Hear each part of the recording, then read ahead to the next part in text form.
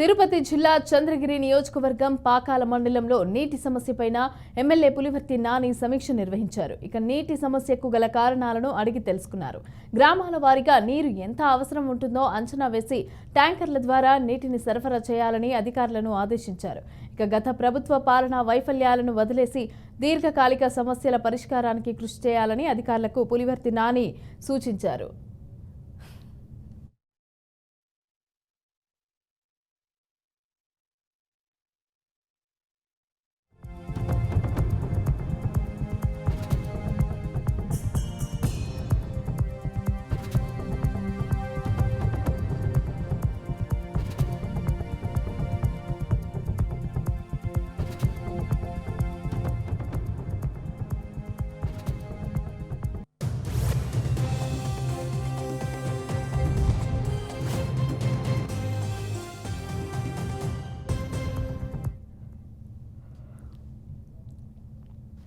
నీటి సమస్యకు 3 నెలల్లో శాశ్వత పరిష్కారం చూపిస్తామని ఎమ్మెల్యే పులివర్తి నాని హామీ ఇచ్చారు. ఇక అవసరమైన చోట బోర్లు, పైప్ లైన్ వంటి పనులను కూడా అంచనా వేయాలని అధికారులకు ఆదేశించారు.